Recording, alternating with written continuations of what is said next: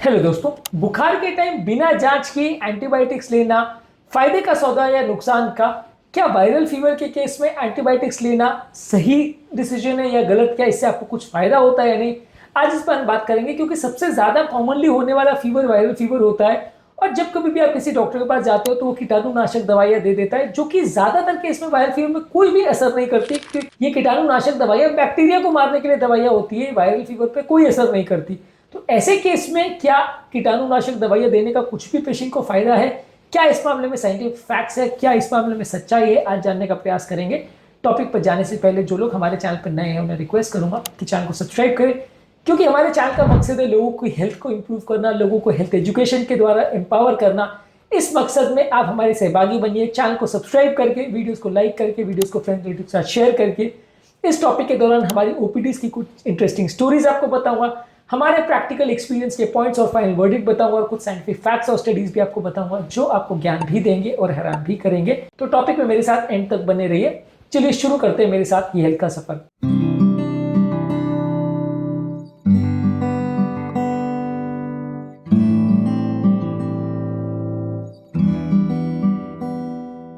आपने last time कब fever के लिए डॉक्टर को दिखाया था, और लास्ट टाइम आपके प्रिस्क्रिप्शन पे कौन कौन सी दवाई दी गई थी? कि अगर आपको याद है तो कमेंट सेक्शन में लिखकर हमें जरूर बताएं। इस मामले में आपकी क्या ओपिनियन है? कि आपने इस बारे में कभी सोचा था? जरूर लिखकर हमें बताएं। एंटीबायोटिक्स जो है ये वायरल फीवर में कोई रोल नहीं होता, क्योंकि बेसिकली अगर वायरल फीवर है तो वहां कल्प्रिट जो ऑर्गेनिज्म है जिसने वो फीवर किया है वो वायरस है, जहां पर कीटाणुनाशक दवाई का कोई रोल नहीं है। वायरल फीवर के केस में इस तरह की चीजों का आप यूज करते हो तो इसमें कोई फायदा पेशेंट को नहीं होता। इसके अलावा एंटीबायोटिक्स जो है वो वायरल फीवर के ड्यूरेशन को कम नहीं करते। रिसेंटली एक पेशेंट हमारे पास वायरल फीवर के ट्रीटमेंट के लिए आई थी। उनको यंग पेशेंट थी, उनको वायरल फीवर के लिए ट्रीटमेंट चल रहा था, लेकिन कीटाणुनाशक दवाई दी गई तो उनकी हालत उल्टा बिगड़ गई। लूज मोशन की प्रॉब्लम चालू हो गई क्योंकि पेट का बैक्टीरियल फ्लोरा डिस्ट्रॉय हो गया। Journal of American medical association का एक आर्टिकल पब्लिश हुआ था 2016 में, जहां पर बताया गया था कि वायरल फीवर के ड्यूरेशन में और उसकी इंटेंसिटी में कोई फर्क नहीं आता या कोई फायदा नहीं होता जब पेशेंट को हम एंटीबायोटिक उसके लिए यानी कीटाणुनाशक दवाइयां देते हैं। तो यहाँ पे कीटाणुनाशक दवाई का कोई क्लियर कट रोल नहीं है, साइंटिफिकली ये भी प्रूफ हो चुका है। इसके अलावा अननेसेसरी एंटीबायोटिक लेने से ग्लोबली इन कीटाणुनाशक दवाइयों के प्रति रेजिस्टेंस डेवलप हो जाता है, यानी कीटाणुनाशक दवाइयां काम नहीं कर पाती हैं। इंटरनेशनली डब्ल्यूएचओ का कहना है कि एंटीबायोटिक रेजिस्टेंस यानी कीटाणुनाशक दवाइयां काम नहीं कर पाती। इसकी वजह से all over the world 7 lakh लोग हर साल मरते हैं, क्योंकि वहां पर जो दवाइयां एक्चुअल में जरूरत होती है और देते हैं तब वो असर नहीं करती है। वैसे ये कि आप चिल्लाते रहते हो कि शेर आया शेर आया, और जब एक्चुअल में शेर आता है तो कोई आपकी बात नहीं सुनता और आपकी मदद नहीं करता। वैसे ही वायरल फीवर में अगर एंटीबायोटिक यूज करोगे तो जब एक्चुअल में कीटाणु का बैक्टीरिया का हमला होगा तो वहां पे एंटीबायोटिक असर नहीं करेगी और वहां पे पेशेंट कीटाणु से लाग और पानी की वजह से मर सकता है। और ये चीज रेजिस्टेंस का सिर्फ एंटीबायोटिक्स के केस में नहीं, हर तरह की दवाइयों में होता है। अगर आपको थोड़ा मोड़ा पेन है, बार बार पेन किलर लोगे तो पेन किलर भी असर नहीं करती। हर दवाई के साथ यही होता है कि जब आप उसको ओवर यूज करते हो तो उसके साथ रेजिस्टेंस डेवलप हो जाता है। लैंसेट इन्फेक्शियस डिजीज 2022 में एक आर्टिकल पब्लिश हुआ था जिसने ये बताया था कि ये जो ग्लोबल ट्रेंड अगर एंटीबायोटिक रेजिस्टेंस का और अननेसेसरी प्रिस्क्रिप्शन का अगर बंद नहीं होता है तो 2050 तक हर वर्ष लगभग 1 करोड़ लोग मरेंगे। जो अभी डब्ल्यूएचओ का रिपोर्ट है कि 7 लाख लोग मरते हैं, वो बढ़ के 1 करोड़ तक पहुंच जाएगा एंटीबायोटिक रेजिस्टेंस के द्वारा। तो ये बहुत बड़ा ग्लोबल मोर्टेलिटी का कारण बन जाएगा यदि अननेसेसरी दवाइयों का यूजेज बंद नहीं हुआ तो। इसके अलावा वायरल फीवर में कई बार व्हाइट ब्लड सेल्स और सीआरपी लेवल एलिवेट हो जाते हैं, जिसकी वजह से लोग को लगता है कि बैक्टीरियल इन्फेक्शन है, लेकिन एक्चुअल में इस तरह के केस में सिर्फ रेस्ट और हाइड्रेशन से ही फायदा हो जाता है। रिसेंटली हमारे पास एक 32 पेशेंट आए थे जिनका सीआरपी लेवल्स बढ़ा था, फीवर उनका परसिस्टेंट था। जैसे ही उनको हमने रेस्ट करवाया, हाइड्रेशन दिया, कुछ टाइम में उनका वायरल फीवर चला गया और सारे काउंट सारे ठीक हो गए। तो अननेसेसरी दवाइयां देने की जरूरत नहीं पड़ी।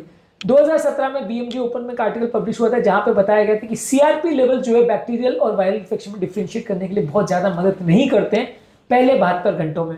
इसके अलावा ये जो एंटीबायोटिक आप लेते हो वो आपके पेट की नेचुरल बैक्टीरिया को डिस्ट्रॉय करता है, जिससे लूज मोशन की प्रॉब्लम बढ़ जाती है और हॉस्पिटलाइजेशन की जरूरत उल्टा बढ़ जाती है।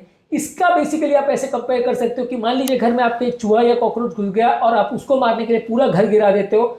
ये आप देखते नहीं हो कि भाई उस चूहे को मारने के लिए कुछ और माइनर चीज की जा सकती है, पूरे घर को जाने की जरूरत नहीं है। वहां पे वो चूहा घुसा है, कोई आतंकवादी नहीं घुसा है। लेकिन आपका अगर स्टेप इतना ज्यादा रेडिकल रहेगा तो कई बार फायदे के बदले नुकसान होगा। 2019 में नेचर रिव्यूज माइक्रोबायोलॉजी में एक आर्टिकल पब्लिश हुआ था कि ये एंटीबायोटिक्स का जो इफेक्ट है हमारे पेट के फ्लोरा में कई बार महीनों तक भी परसिस्ट रह सकता है। इसके अलावा बच्चों में वायरल फीवर में अक्सर कॉफ एंड कोल्ड काफी कॉमन होता है और यहाँ पे अगर हम एंटीबायोटिक्स देते हैं तो फायदे के बदले अक्सर नुकसान होता है। रिसेंटली 5 साल का बच्चा हमारे पास आया था जिसको वायरल फीवर का प्रॉब्लम था, जिसको कीटाणुनाशक दवाई दे दी गई थी और जिसके बाद उसको ड्रग एलर्जी का प्रॉब्लम हो गया था, रैशेस वगैरह डेवलप हो गए थे, उसके लिए उसको उल्टा एडमिट करना पड़ गया था। पीडियाट्रिक्स जर्नल में 2020 पे एक आर्टिकल पब्लिश हुआ था जहां पे बताया गया था कि 2000 बच्चों में अपर रेस्पिरेटरी ट्रैक्ट इन्फेक्शन में जहां बच्चों को एंटीबायोटिक्स दिया गया था वहां पेशेंट को कुछ भी उससे फायदा नहीं हुआ था और पेशेंट को उल्टा नुकसान ही हुआ था। इसके अलावा ये ओवर द काउंटर यूज की जाने वाली एंटीबायोटिक्स जो है वो कई कंट्रीज में इनका प्रॉब्लम बहुत ज्यादा है, खासकर इंडिया में। यहाँ पे कई बार बेसिकली लोग अननेसेसरी प्रिस्क्रिप्शन बहुत करते हैं क्योंकि यहाँ पे कोई रीजनिंग या रैशनलाइजेशन फॉलो नहीं होता है। ये बेसिकली वैसे है कि अगर आप किसी फौजी को बिना ट्रेन किए अगर बंदूक देते तो कई बार वो कहाँ कैसा निशाना लगाएगा किसी को पता नहीं रहता। 2021 में Indian journal of medical ethics में बताया गया था कि ज्यादातर 60% लोग एंटीबायोटिक्स का जो प्रिस्क्रिप्शन कर रहे हैं वो बिना प्रिस्क्रिप्शन के या बिना डॉक्टर से पूछे भी फार्मेसी वाले तक दे देते हैं ये एंटीबायोटिक दवा कीटाणु को मारने के लिए, बिना देखे कि वो कौन सा तरह का इन्फेक्शन है। तो ये इंडिया में और भी ज्यादा कॉमन है वेस्टर्न कंट्री के कंपैरिजन में। काफी केसेस में ये बैक्टीरियल फीवर और वायरल फीवर एक जैसा ही लगता है। यदि आपको श्योर है कि बैक्टीरियल फीवर है तभी आपको पेशेंट को कीटाणुनाशक दवाई देना चाहिए, नहीं तो ज्यादातर केस में फायदा नहीं होगा। ज्यादातर अपने आप पे ट्रेंड यह है कि डॉक्टर ने अगर दवा नहीं दी तो उसको लगता है कि डॉक्टर को तो कुछ नहीं आता। डॉक्टर के पास आप प्रेस्क्रिप्शन के लिए गए, आप ट्रीटमेंट के लिए गए और उसने अगर बिना दवा लिखे आपको भेज दिया तो आपको लगता है कि वो डॉक्टर को कुछ नहीं आता। पर एक्चुअल रियलिटी है कि इस तरह के पेशेंट में खाली सपोर्टिव थेरेपी जैसे कि पैरासीटामोल और थोड़ी बहुत खांसी वगैरह की दवा देने से अगर काम चलता है तो वहीं से चलाना चाहिए काम। अननेसेसरी कीटाणु दवा देने से फायदा नहीं, उल्टा नुकसान हो सकता है। कई वायरल फीवर में कभी कभार ऐसा होता है कि सेकेंडरी बैक्टीरियल इन्फेक्शन हो सकता है, यानी कि पेशेंट को मान लीजिए कोई बुखार होता है बाद में कुछ इन्फेक्शन हो जाता है। जैसे रिसेंटली हमारे पास एक पेशेंट आए थे जो आए थे डेंगू फीवर के लिए, लेकिन बाद में उनको यूरिन में इन्फेक्शन हो गया सेकेंडरी इन्फेक्शन की वजह से, जो कि यूरिन कल्चर में बाद में कंफर्म हो। तो ऐसा कभी कभी हो सकता है कि पेशेंट वायरल इन्फेक्शन के लिए आए बाद में बैक्टीरियल इन्फेक्शन हो जाए, लेकिन वहां सिर्फ 5-10% केसेस में ही होता है और वहां पे आपको कीटाणुनाशक दवाइयां यानी एंटीबायोटिक्स का फायदा मिलेगा, बाकी केसेस में नहीं मिलेगा। एंटीबायोटिक्स का यूज करने से कई बार सीरियस पेट में इन्फेक्शन जैसे क्लोस्ट्रीडियम डिफिसाइल का इन्फेक्शन भी हो सकता है, जिसकी वजह से मृत्यु दर और क्रॉनिक डायरिया भी बढ़ सकता है। एनईजीएम ने बताया था एक आर्टिकल में 2021 में कि 500% इंक्रीज हो जाता है कम्युनिटी एक्वायर्ड क्लोस्ट्रीडियम डिफिसाइल का इन्फेक्शन का उन लोगों में जो ये अननेसेसरी एंटीबायोटिक दवाइयां लेते हैं। ये एंटीबायोटिक आपकी इम्यूनिटी को नहीं बढ़ाते हैं, ये सिर्फ कीटाणु को मारने के लिए दवा है, तो ये इम्यूनिटी के हिसाब से इसका कोई रोल नहीं है, तो अननेसेसरी लेने से कुछ फायदा नहीं होगा।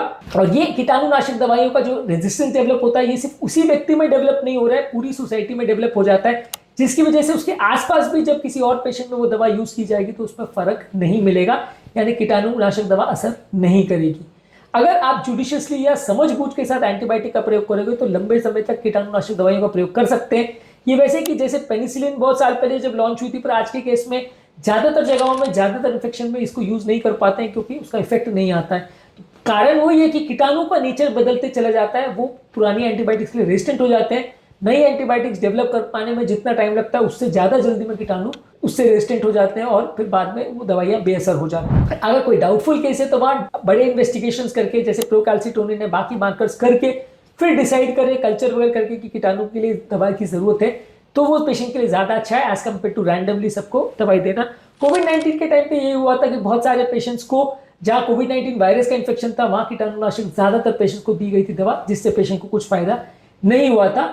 कई लोग को ऐसा लगता है कि वायरल इन्फेक्शन के पेशेंट्स में अगर आप एंटीबायोटिक्स दे दोगे तो वो इन्फेक्शन को कम करेगा और रेजिस्टेंस डेवलप नहीं होगा, पर ज्यादातर ये कुछ ज्यादा फायदा नहीं करता है। कुछ लोग को ऐसा लगता है कि फीवर अगर हाई है तो एंटीबायोटिक दे देना चाहिए, पर वैसा भी नहीं है। वायरल फीवर में भी अक्सर फीवर हाई रह सकता है। तो इस मामले में हमारा फाइनल वर्डिक्ट ये है कि आपको अननेसेसरी सेल्फ मेडिकेशन यानी दुकान पर जाकर दवाई ले लेना, ये प्रैक्टिस को बंद करना चाहिए। जहां जरूरत हो वहीं पे दवा लीजिए। अगर कीटाणुनाशक दवा ले रहे तो उसका पूरा कोर्स कंप्लीट करिए, 5 से 7 दिन का उसका कोर्स होता है, उसको कंप्लीट करिए। बीच में छोड़ देंगे तो प्रॉब्लम बढ़ सकती है। फीवर कौन से कीटाणु की वजह से हुआ है, वायरस बैक्टीरिया फंगस, सबका ट्रीटमेंट अलग है, उसके हिसाब से ट्रीटमेंट मिलना चाहिए। बची कुछ दवाइयां पिछले बार के ट्रीटमेंट की जो बची थी उसको अगली बार प्रयोग मत करिए। हर बीमारी का इलाज अलग होता है, हर तरह की फीवर का इन्फेक्शन का इलाज अलग होता है, तो पिछली बार की बची कुछ दवाइयों का प्रयोग मत करिए और नेचुरल इम्यूनिटी बूस्टर्स का प्रयोग करिए रादर देन एंटीबायोटिक्स का। तो अगर आप एंटीबायोटिक्स को जुडिशियसली यूज करेंगे तो वो लंबे समय तक चलेंगी, नहीं तो कुछ ही टाइम में वो बेकार हो जाएंगी या यूजलेस हो जाएंगी। नेक्स्ट टाइम जब भी आपको फीवर हो तो सोच समझ कर बीमारी के लिए दवा लीजिए। अगर आपका डॉक्टर दवा नहीं लिख रहा है तो उसको क्वेश्चन इस बात के लिए मत करिए कि आपने क्यों दवा नहीं लिखी है, अननेसेसरी उस पर प्रेशर मत डालिए कि वो आपको एंटीबायोटिक्स या इस तरह की यूजलेस दवाइयां दे वायरल फीवर के लिए।